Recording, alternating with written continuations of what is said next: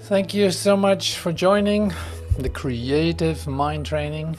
And today is a brand new day. And of course, you know that. I'm telling you nothing new. But today is also a day for some really good news. For instance, that there is nothing to fear. So that's one of the parts of today's moment together, is like actually looking at there's nothing to fear, but how does that work then? And not that I want to go dive into that really deep, but I want to share at least the words of the lesson of today, day 48 of the year 2024. And so the great thing is that these lessons are just available on a daily basis. You can watch them on many websites and all this, and people are reading it, and like our own Janine is reading it. And this is really lovely. It's like, yeah, this is an activation of the whole idea that there's nothing to fear. Well, great news, because if you follow your perception as a human being, if you really think that there's a reality to what you are seeing, you might not feel that fearless. You might actually feel a lot of fear. So here's, yeah, in fact, the invitation to go beyond that, or to see right through the appearances and make contact with what is always there, what you can't lose, what is yours, what you are, and all of this, like a complete alternative to what you see. Now, that is great news. That's really lovely. So I'm actually, I actually made a video that is related to that with some music. No words are used except in the visuals, so I will not read it, but you can read it for yourself when you hear it or when you see it. And it's great to say out loud for yourself when you are reading this. And so with the music, it just becomes another like celebration, you could say. And that's exactly what this is for. Like, there's nothing to fear. Hello. How great to realize that.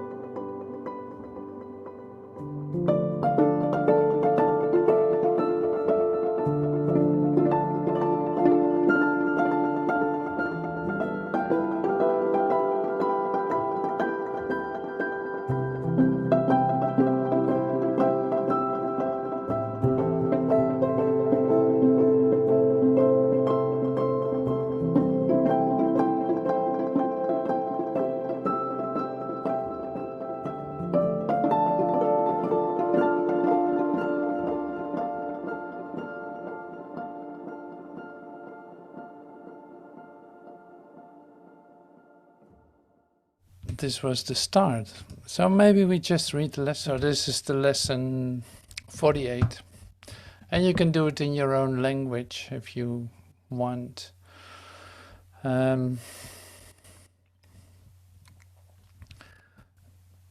So I start with the first paragraph. It's very short, I recognize that, but it's great.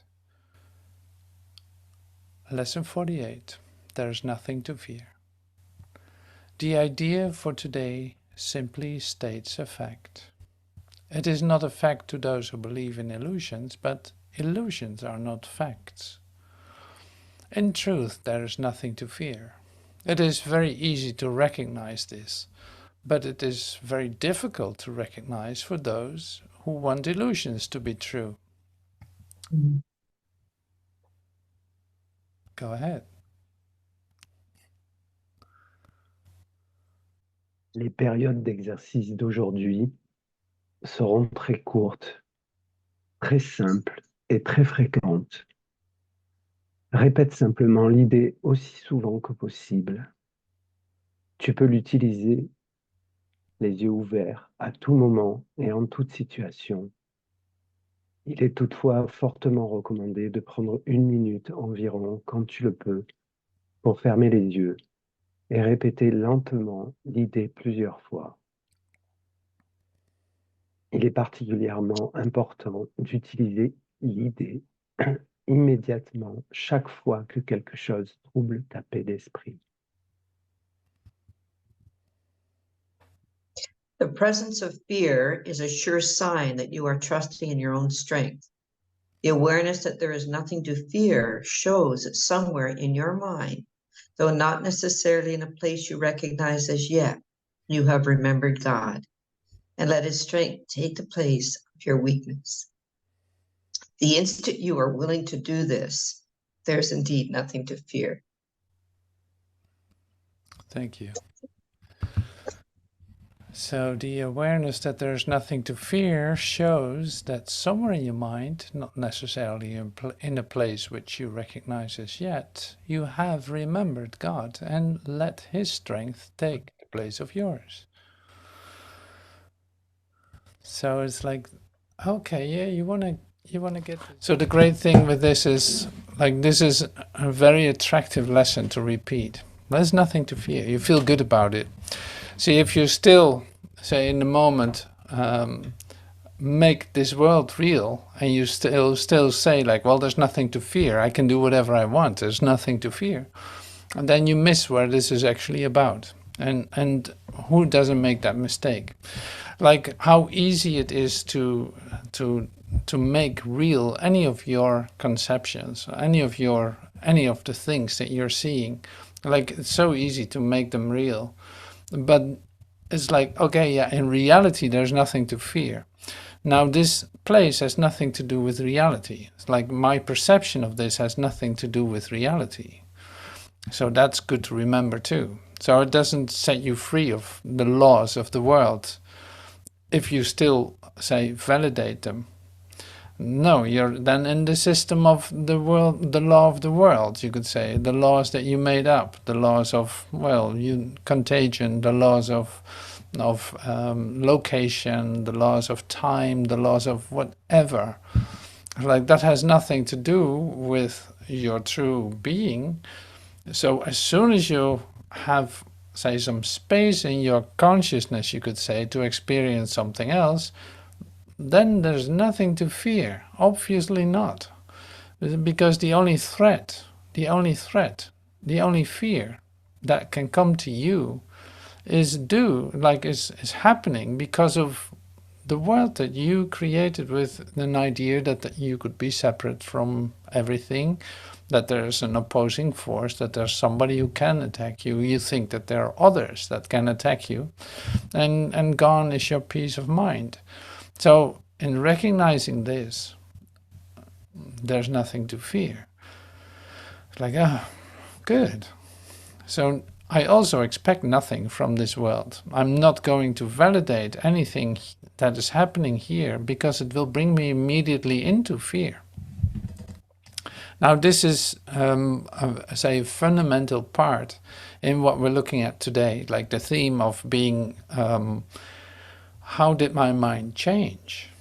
Like, how did my mind change? Is there any proof of that in my three-dimensional world? Probably not.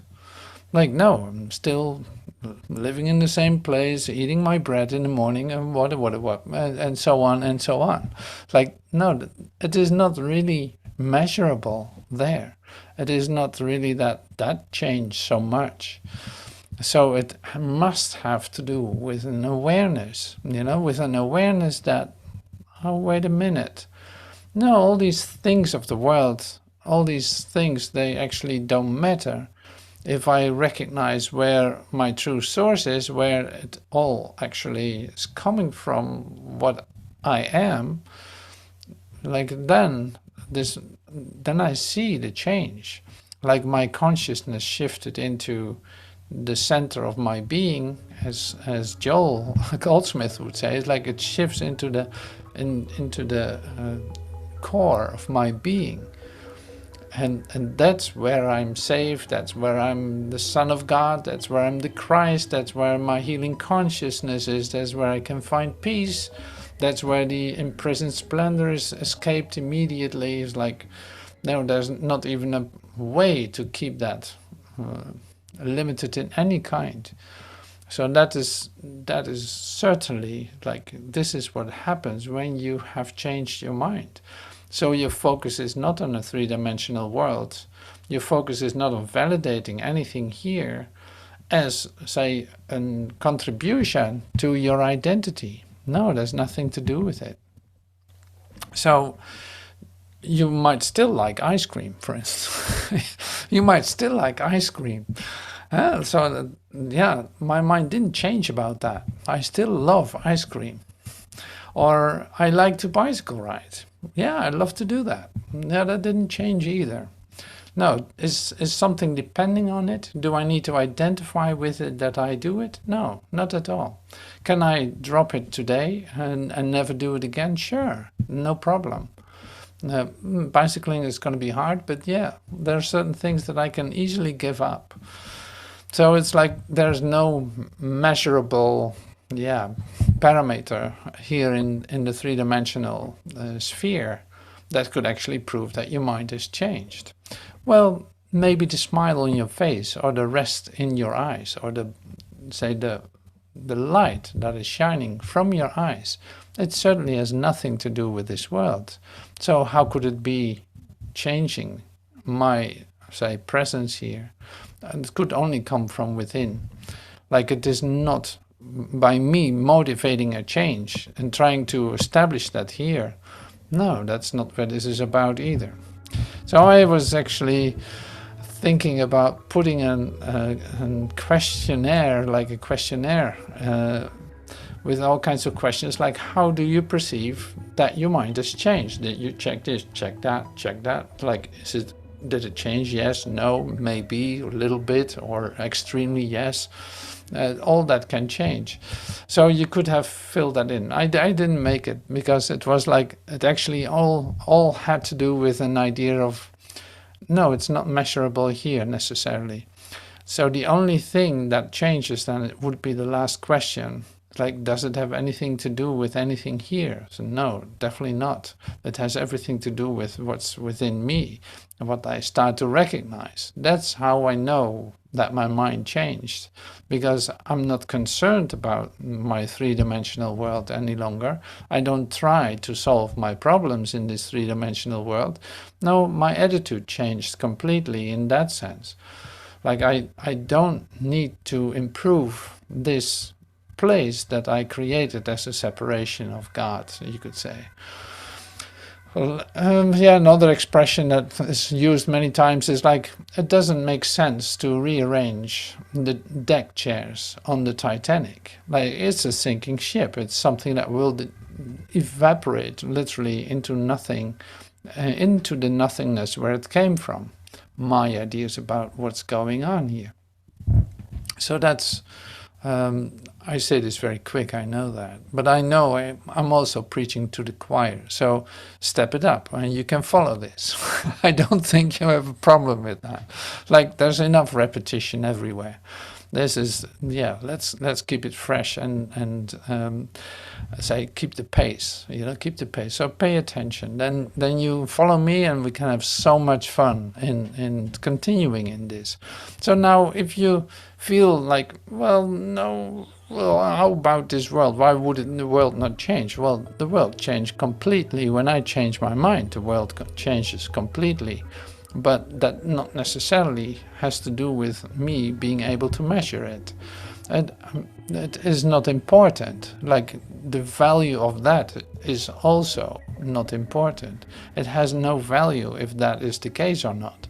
No, the only thing where it comes down to is then I recognize my connection with my true source, and that takes care of everything else. Like that flows through me in every action and every thought, if I'm consistent in my trust in that, if I'm receiving that on a daily basis, if I stay in touch with that. So that's my only, you could say, like that's my only training, to stay right here into this present moment of recognition and not letting myself be tempted by anything that would take me off of this. And that's the way that we're training ourselves into this. It's like, yeah, stay right here. No, you don't have to. No, let the world fall apart. That's fine. Like, no, you cannot solve this problem. No, this world is not a fact. My perception is not a fact. It is not a fact. It is a perception. It's a reflection of what I am thinking, not anything else. So that changes. When I change my mind, it changes. But first I have to learn to not see it as a fact. No matter what you hear, no matter what you see, no matter what you think about it, like all of that is the same story. It has nothing to do, it is not a fact, it is a reflection. So it can change because it starts here in what I'm thinking about myself, in where is my mind, like where is the attention of me. Is that in validating what I think is outside of me? Is it in trying to keep up with an image that I've made about myself or someone else? Like, did I just put my energy into creating an idol? Or do I allow myself to let that collapse all the time into, wow, I really was tempted for a moment, but I have no appetite of doing that. It doesn't make sense to me to keep validating an idol and being stuck in the pain of that. No matter what the idol is, it doesn't need to be a person idol.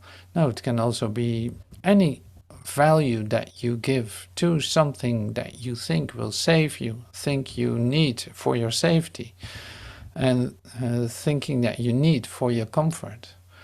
Like, no, all of that is an illusion.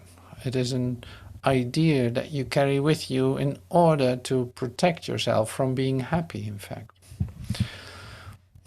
I turned that around a little bit, but that's also where the miracle can happen. It's like there's no need to look for anything outside yourself. No. Turning within, recognizing, yes, here's my source. Here are my thoughts too. Oh, I'm not going to do anything with this for now.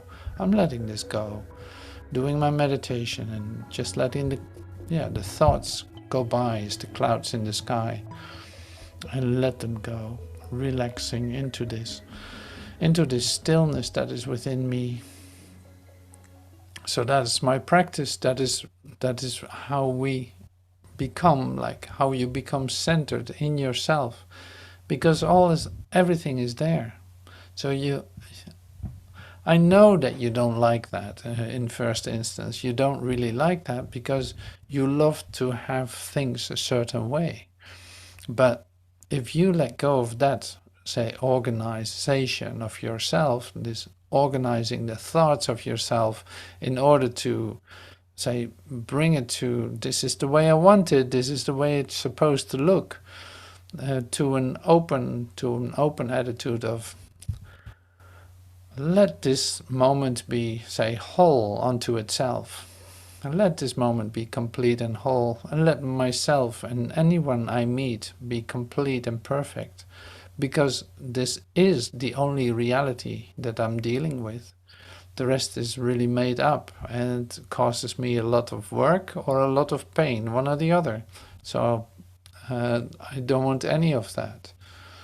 No, here it is. In my relaxation into letting whole be whole, you could say, letting myself be whole, letting the love of God flow through me into this world that I created with all the limitations first, and seeing it change, seeing that healing can take place is really incredible as an opening journey into, say, bringing peace to the world, bringing light into this place of darkness, into this place of where perceptions are seen as facts, or try to be proving something that happened outside of you, trying to prove that real with all the might and power and money and sweat and blood to make a perception real. Like, no, it has no reality. No, if you want illusions to be true, you step right into your fear. But in reality, there's nothing to fear. So that's where I come back to. In reality, there's nothing to fear.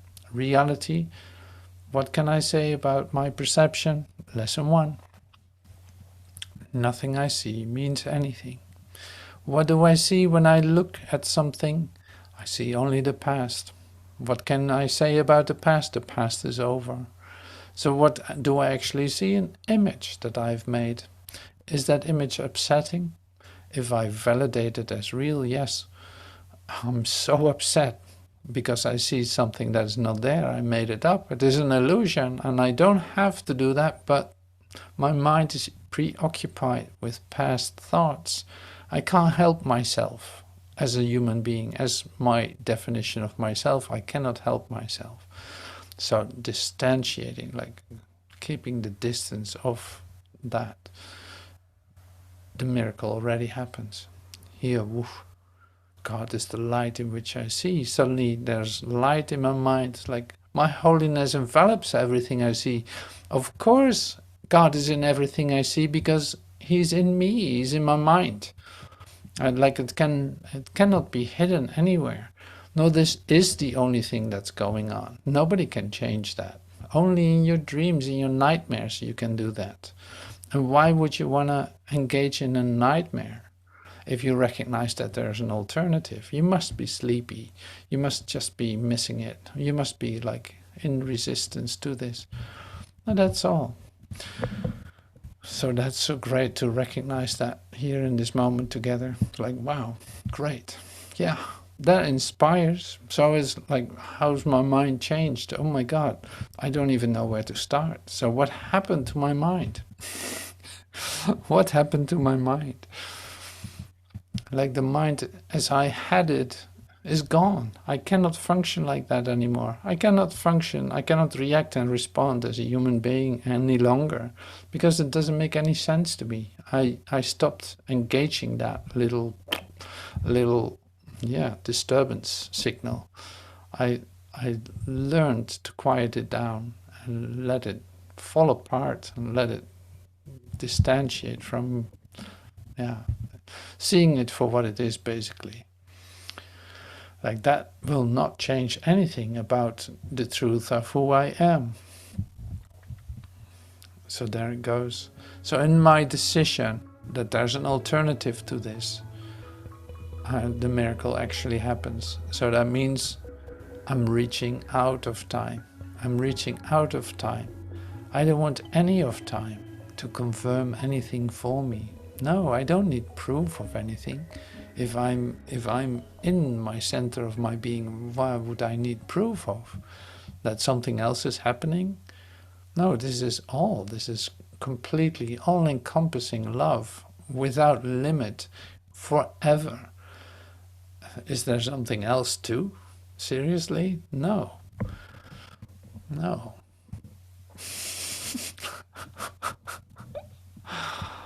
So I don't know. It's so great to just listen to that. So I recognized, and you saw a little bit of that just a minute ago. It's like I recognized the change that occurred in me is actually that my mind is gone. Now, that you can say that, but how does that function then? Different. Totally different. Yeah, that takes care of it. It's like it's different.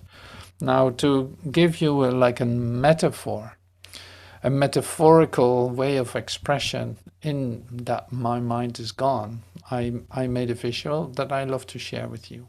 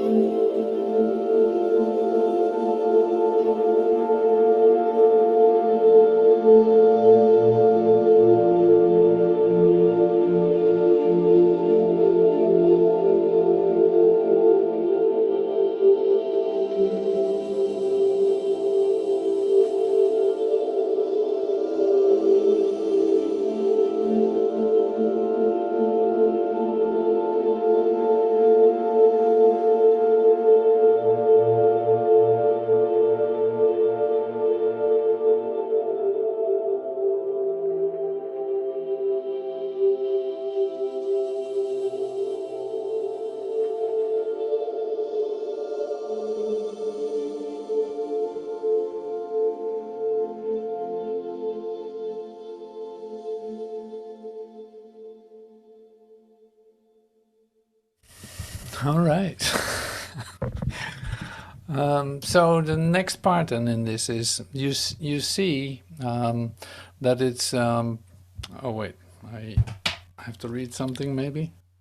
Okay, that's all right. So the thing is here, and you can recognize that if you want to. It's like we know this from Joel Goldsmith, for instance. It's like the idea of impersonalization. It's like how can you impersonalize anything, right?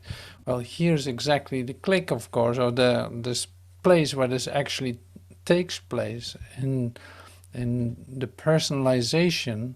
The personalization lies in the three-dimensional, in the three-dimensional perception of ourselves. So if that would be something that you try to work with, it's impossible. So Joel says the impersonalization then is, say, dissolving the appearances, is letting the appearances for what they are and allowing, say, truth to come to you in your recognition that that's in fact all that is real, the rest isn't. And I thought that's great to have it this clearly put. It's like, here it is. All the personalization has everything to do with perception. You objectify everything. You make it like, yeah, this and this is my idea about that. This is my opinion. These are my goals. This is my motive. This is my whatever. This is my right. This is my... And say the dislodgement and the complete, in fact, release of that is where you start to impersonalize it. Like, does it have anything to do with me? No, it does not.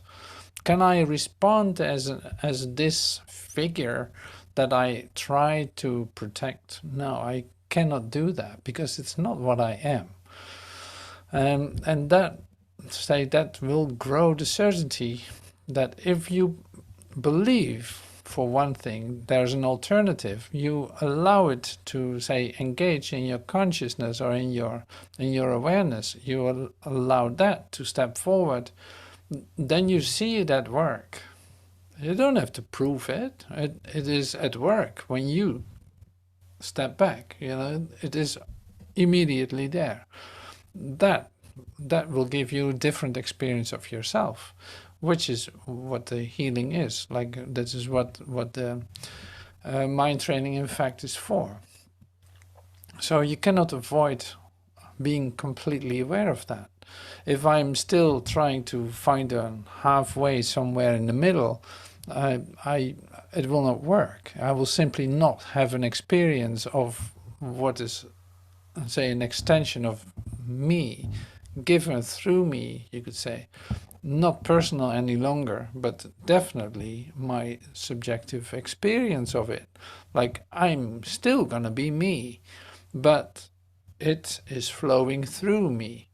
And I don't have to protect this. No, I'm recognizing the wholeness behind all of it. This situation is whole. If I look at it in the right way, every situation is whole. It's not missing anything. It is not the way that I saw it just a moment ago. No, there's an alternative. There's something given to look beyond the appearance and allowing the situation to be complete and whole and perfect. So this is how I recognize you. If I don't recognize the Christ in you, I'm not seeing you.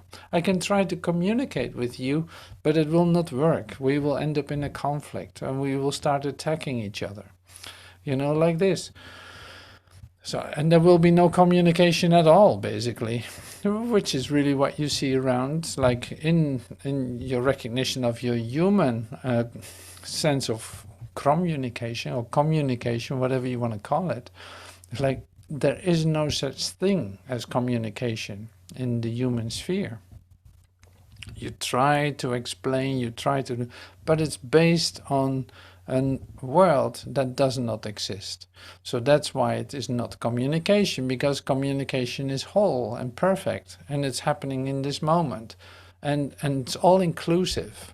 So there cannot be another communication. Well, let's talk about truth. And well, that would be useless, because truth speaks for itself. It is what it is, and that's all.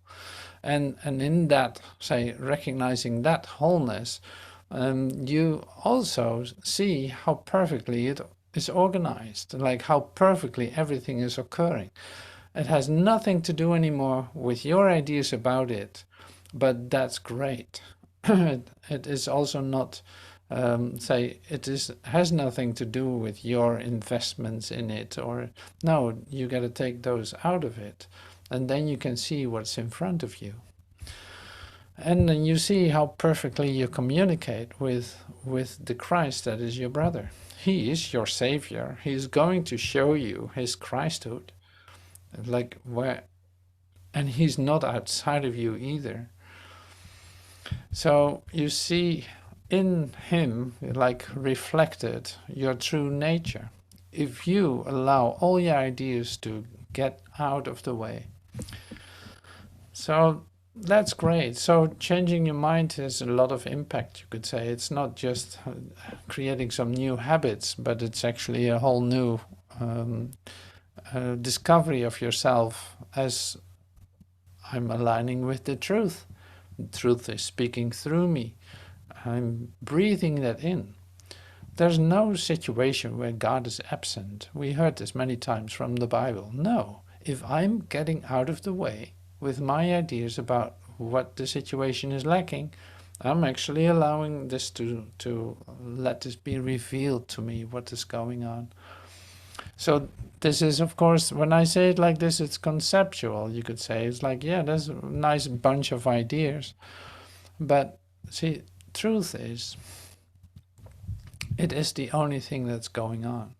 So you gotta remember it. You gotta learn it. You gotta practice it.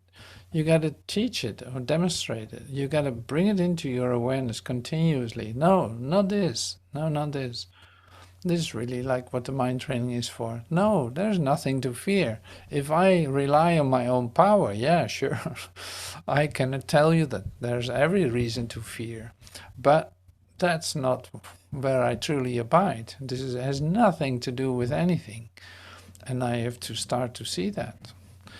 So now, in the 48th day, we get this message, which is really great. It's like, there's nothing to fear.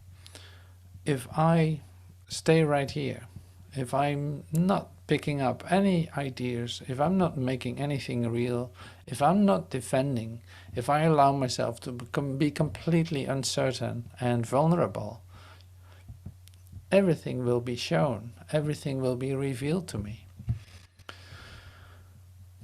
And everything being revealed to me is also my complete protection and sense of peace, a sense of safety, and connection.